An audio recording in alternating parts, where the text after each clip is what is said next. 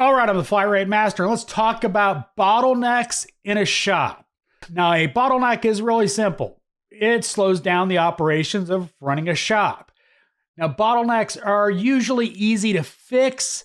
The problem is very few people actually notice them, and that's one of the biggest problems. Now, a good example of this is service writer comes out with a stack of ROs, handing them out, and well, you notice that some of them have been sitting there for an hour plus waiting to be distributed. That's a huge bottleneck. Now, this is an easy fix. Electronic tickets. Instead of having everybody wait for paper, have a console and assign it to whoever it needs to be assigned to on a computer.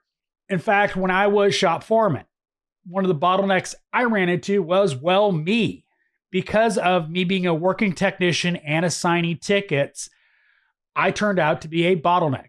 Now, a bunch of tickets would get written up and I would be unaware. Most systems don't have any sort of notification when a bunch of tickets come in. And I realized quickly that, technicians would come over to me and go, I'm out of work. There's a bunch of tickets. Can I get some? And that's what I would do is I would get to a good stopping point on what I was working on, go check the computer, see if there were open tickets, and then I would assign them to who needed them. Now, I was able to reduce the wait time, but I was still a bottleneck. Because I was a working technician, I was a bottleneck. Not a huge one, but I still was a bottleneck because I could not 100% sit there and watch the computer screen and wait for tickets to come in and assign them. I'd be doing shop foreman stuff. I'd be fixing cars. So there was always that bottleneck of me. Other than a change of who assigned tickets or the duties of the shop foreman, that would always remain. It's a good example. But let's talk about other bottlenecks. Now you have imposed bottlenecks, and those are simply waiting for a good part to get there rather than buying something that you can get immediately that is poor quality, which causes other bottlenecks of waiting for warranty parts. But I digress. The point of this is waiting for the correct part that is going to be quality isn't really a bottleneck as long as you deal with that appropriately, i.e., know the part's not going to be there for however long it takes. Park the car outside, take it off the lift, wait for the part to come in, and then install it. Different kind of bottleneck, but it still actually is a bottleneck because you're waiting on parts and you waste time pulling vehicles in and out. But it's much better than warranting the part 3 times and creating a different kind of bottleneck. Now, technicians are not immune to being a bottleneck. When you've got technicians that are themselves slow at diagnostics. Now, this can be helped with training.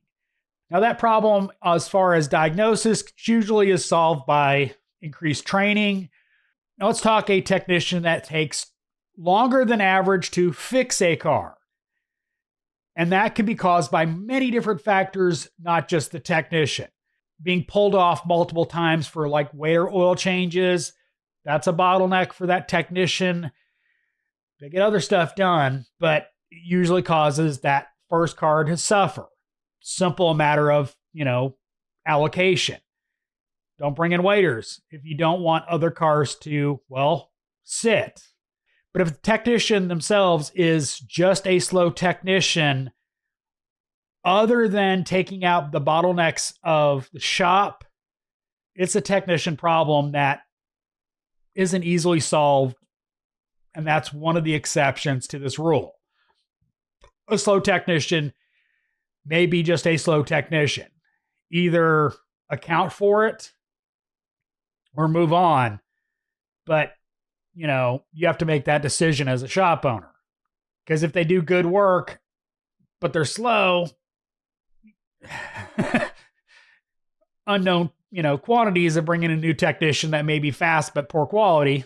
Let's talk technology.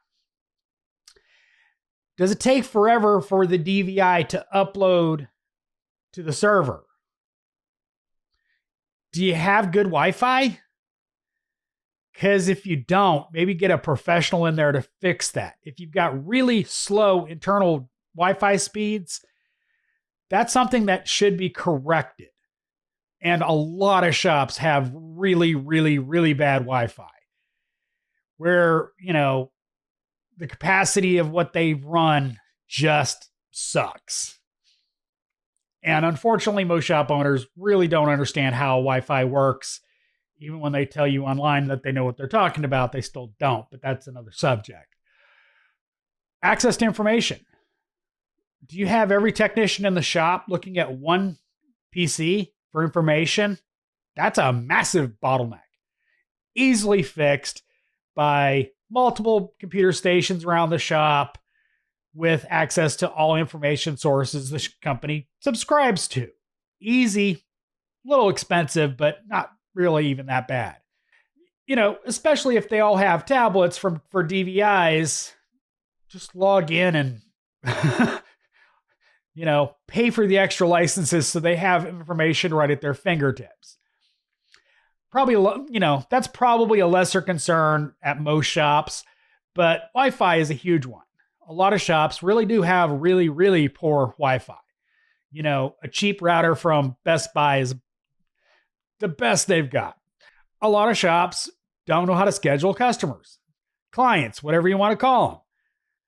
And you've got these waves of cars and, you don't understand why that stack of ROs that just got assigned to everybody isn't getting finished by the end of the day when they all book in at 4 o'clock and they're supposed to be there 6 hours earlier. And all of a sudden it becomes a huge bottleneck. Controlling your customer flow is part of the front shop's job. And if you're not controlling it, it's on you. Bottleneck right there. Not setting proper customer expectations. How often do you hear a service writer say, oh yeah, you bring it in 2 o'clock, we'll get it right in and get it checked out. And we'll have you, hopefully have you back in your car at close. Really? You know what's wrong with the car and you can predict parts are available? That's setting wrong customer expectations and, creating a different kind of bottleneck because you've got a bunch of cars that come in all at once and not everything gets checked out even in time to call the customer that day. Bottlenecks of supplies. This is easy. There should always be stock of everything every technician needs as far as brake fluid, brake clean, transmission fluids, etc., etc. There should not be a time where a technician is waiting for a cleaner, a chemical, a fluid for a car.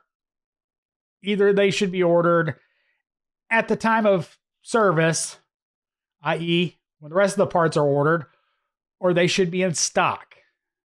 I can't tell you how many times I've had to have a technician wait because somebody grabbed the last thing of brake lube and there was no more on the shelf. So either I had to give them my used bottle or they had to wait. That's just an easy example. But that stuff should be kept in stock, readily available, period. If you don't have brake clean in stock, it's on you. That should never be something that's not in stock. A big example of that is panel clips. Those should be in abundance always. Cars are held together with them, and yet so many shops have to order them as needed because they don't want to stock it. And you're just creating a bottleneck with a part that doesn't cost much, but it's just an example. But there's a lot of bottlenecks that I haven't even mentioned in this video, but look around your shop. Look for what's holding up your technicians because it's a simple matter. Something's holding up your technicians. It's costing the shop money. It's a bottleneck. So I hope you enjoyed this video. As always, thanks for watching. I am the Flat Rate Master.